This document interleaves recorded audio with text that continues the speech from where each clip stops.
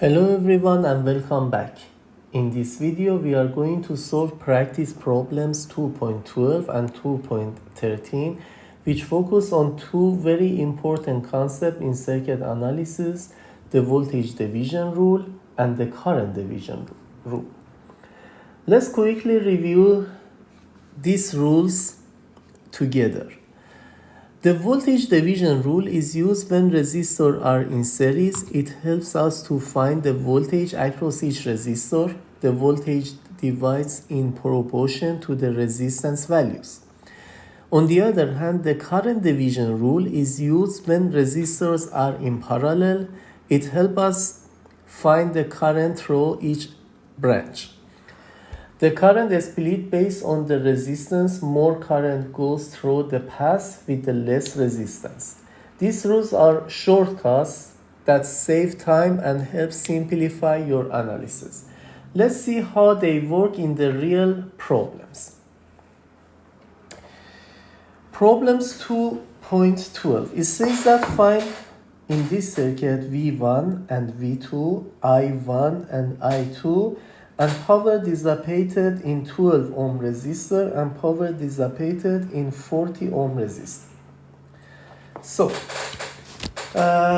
it looked like difficult at first, but what we can do, previously we know how we can deal with the resistor in series and resistor in parallel. Maybe I can simplify my resistors a little bit in order to simplify this question. So, first of all, what can I say? I know that 12 and 6 are in parallel. So, I can write that 12 is in parallel with 6 ohm resistor, and we know for the parallel resistor in parallel, we are going to say that the product of the resistors divided by sum of the resistor is giving us the equivalent resistance, which is here 4 ohm. And for here, again, we will see that 10 ohm resistor is in parallel with 40 ohm resistor. So in that scenario, we can combine these two together as well. In order to simplify this, we can say that 10 is parallel to 40, which is product of these two over their sum. Yes, okay, which is supposed to give me 8.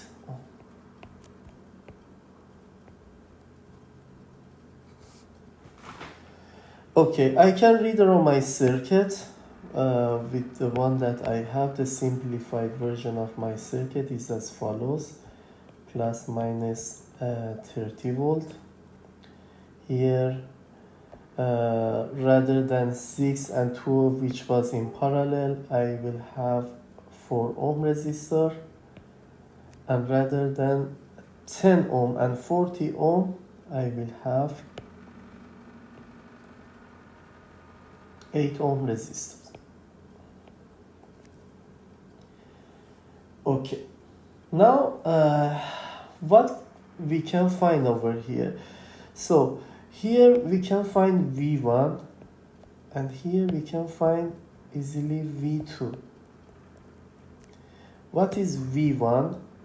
According to the Ohm's law, according to the voltage division rule, we can say that V1 is equal to 4 over 4 plus 8 times 30,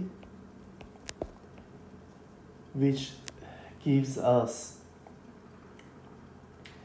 10 volt, and V2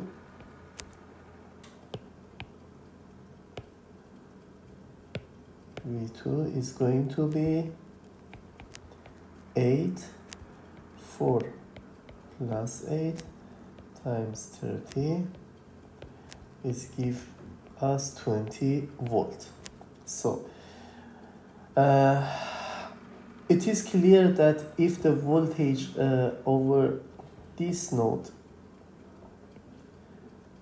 which they using the same nodes, these are, if we call it A, we call this one B.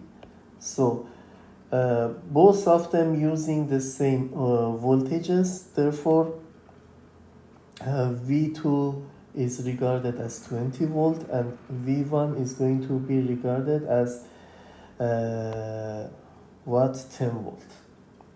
Now if you want to find I1 and I2, so since V1 here is equal to 10 volt, which is 10 volt here, we know that if the voltage passing through this side is 10 volt, I mean this red sign is 10 volt, then it applying Ohm's law, I can find I1. What is I1? I1 is going to be 10 volt over 12 ohm. So I'm going to write here I1 is going to be 10 volt that we find over 12 ohm, which if you calculate, you are going to get 0.8333 ampere, or if you want to convert it, it's going to be 833.3 milliampere. Similar things you can apply on I2. If the voltage passing through the 8 ohm resistor, which is the equivalent one, is equal to 20, so the voltage passing through each of these resistors is also equal to 20 volt, meaning that if I have this one over here, the voltage over here is going to be 20 volt, and if I want to find I2 according to the Ohm's law is 20 volt divided by 40 ohm. Therefore I2 is going to be 20 divided by 40, which gives me 0.5 ampere, or it is equal to 500 milliampere. Okay. Finally, the question asks us to find the power dissipated in 12 ohm resistor and power dissipated in 40 ohm resistor. So according to the Ohm's law, we know that if we want to find the power on each resistor, P can be found as V equal to I. So here we can say that V times I, yeah, which is V1 times I1. Okay, we have the value of V1 and we have the value of I1. What is V1? P is equal to V1 times I1. V1 was 10 volt and I1 is 0.8333, which gives me 8.333 watts. This is the power dissipated in 12 ohm resistor. Then the power that dissipated in 40 ohm resistor. So over here we can say that power is the product of V2 and I2. Therefore, what can I say? I can say that power is equal to V2 times I2 but what was V2? The voltage was 20 volt and I2 was 0.5, which is equal to 10 watt. So obviously you can apply other equation as well, because we know that P, for example, P40 is equal to V2 over I2. If you know also V2 is equal to R, which is dissipated in the resistor value for the resistor value times I2. So if rather than V2 I put R40, so I can say that this is R40, the value of resistor, times I square. So this is one way that you can also find the power. On the other hand, also you can say that you can write everything in terms of current, which is P is equal to V2 I2, and you know that I2 is V2 over R40. So if I replace rather than I2, I substitute V2, sorry, not V squared, V2 over R40. I'm going to have P40 equal to V2 squared over R40. So if you also apply any of these methods, any of substitute, again you end up with 10 watt. You will end up with 10 watt. So next question is this one. It says that find V1 and V2 in this circuit. So I forget to draw the circuit. So we have a circuit, simple circuit like this. I'm going to quickly draw this circuit. This is 9 kilo ohm. Here we have 3 kilo ohm. Here we have one current source, 30 milliampere. Here we have 15 kilo ohm, and here we have 60 kilo ohm, plus minus V2 plus minus V1, and our aim over here is to find the voltage passing through 3 kilo ohm resistor, the voltage passing through 60 kilo ohm resistor, the voltage passing over here over 9 kilo ohm resistor. Yes, V1 and V2. And then we want to see the power dissipated in 9 kilo ohm resistor, the power over here, and the power dissipated in 60 kilo ohm resistor. And finally, we want to see the total power by the current source.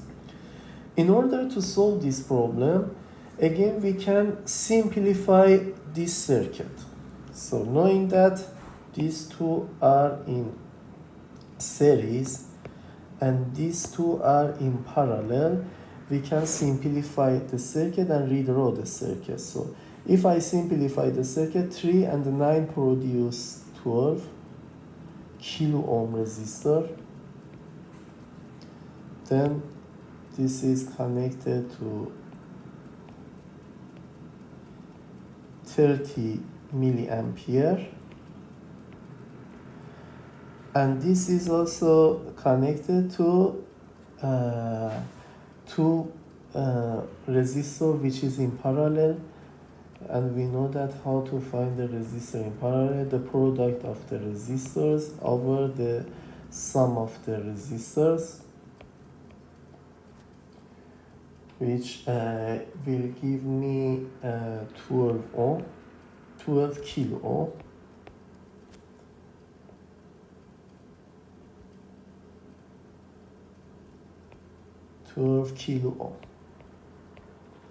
Okay, so if I want to find the current that passing through any of these branches, let's say I1,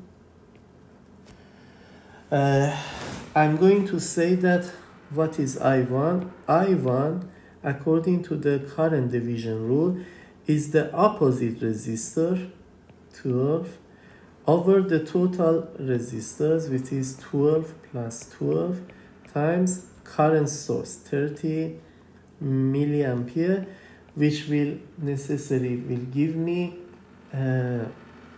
15 milliampere. So since the value of the current is equal, 15 of those is going to this branch and 15 of these going to the other branch. I2 is going to be also 15 ampere. 15 milliampere, sorry. 15 milliampere here. 15 milliampere here. And 15 milliampere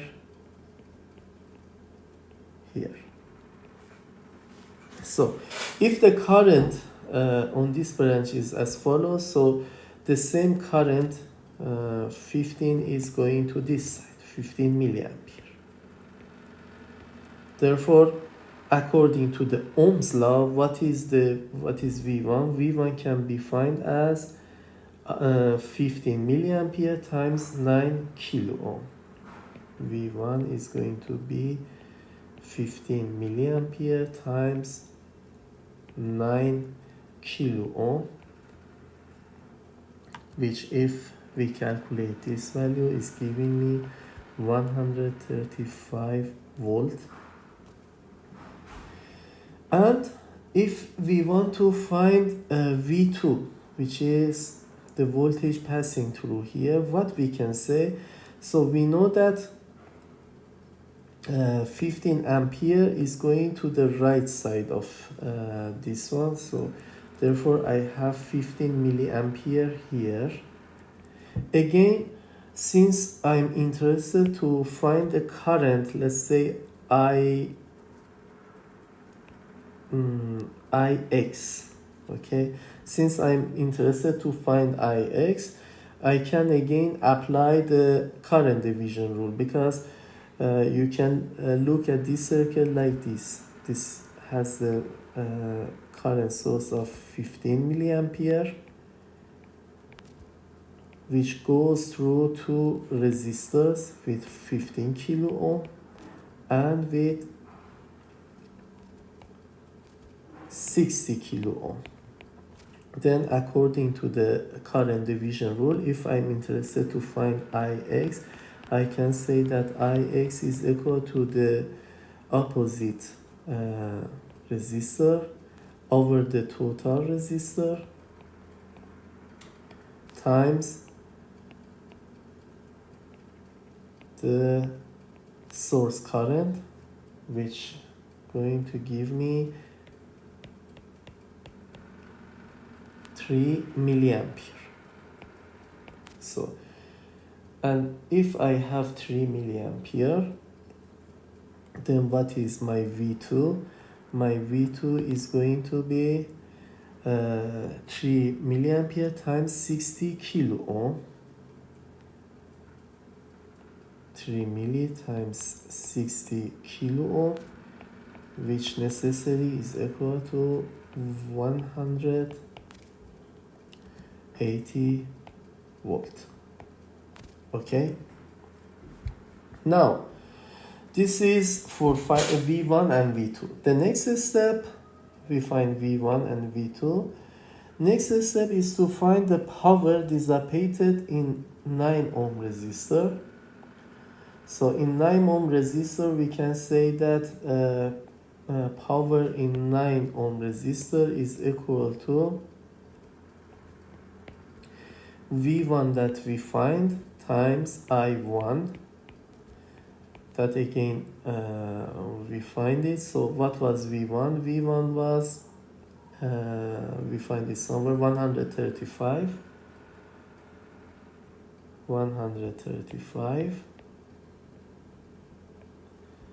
times I1, which is 15 milliampere,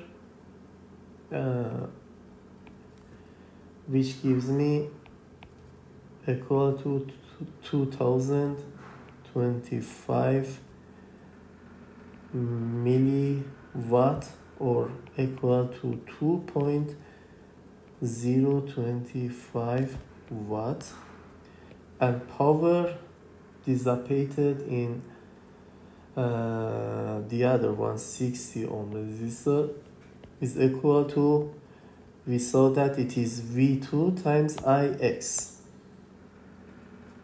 V2 times Ix, which is give me V2 was 180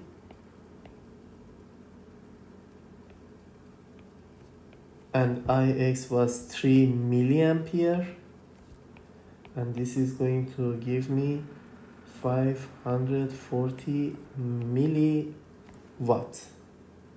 Sorry, milliwatt.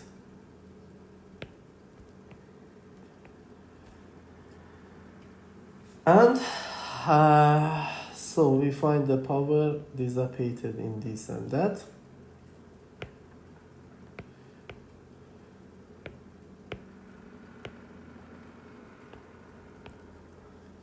And we want to see the power delivered by the current source. We want to also to find that one. So for us it is simple to see this. First of all, we want to find the power passing through this side. So what is the power passing through this side? First of all, we need to find the whole voltage over here. What is the voltage that passing through this side? So we know that the voltage on the left loop is, according to the Ohm's law, is equal to 12 kilo ohm, because the total resistance was 12, times the current that passing in that loop, which is 15, is equal to 180 volt. Okay, you can do the other side as well. The other side is also give you the same thing, because necessarily the voltage across the left and right must be equal, because this is if it is a B port, whatever the voltage over here is, it necessarily should be the same voltage over here. So if you calculate on the other side, you get the same result, which is 180 volt. Then what is the power on the current source? Power is voltage times the current. Voltage we find is 180 volt, and current is given as 30 milliampere. 30 milliampere, which if we calculate, we find 5.4 watt. So you saw that we solve these two problems as well. We use the voltage division rule and the current division rule to solve the practice problem 2.12 and 2.13, and now you've seen how these rules can make solving circuit much quicker and easier. If this video helped you, be sure to like, subscribe, and leave a comment if you have any question or suggestion. Thanks for watching, and I see you next time.